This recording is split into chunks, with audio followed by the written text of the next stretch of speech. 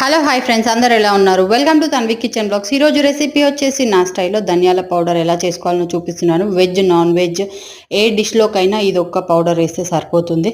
మంచి ఫ్లేవర్స్ వస్తాయి, అలానే టేస్ట్ కూడా చాలా బాగుంటుంది. ఒకసారి ట్రై చేసి కామెంట్.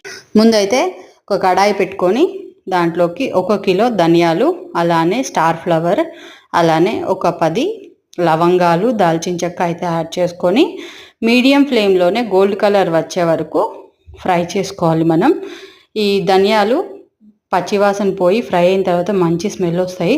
అప్పటి వరకు కూడా ఫ్రై చేసుకోవాలి వీటిని. తర్వాత మొత్తం కంప్లీట్గా కూల్ అయిన తర్వాత మిక్సీ జార్లోకి వేసుకొని ఫైన్ పౌడర్ లాగా అయితే మిక్సీ చేసుకోవటమే.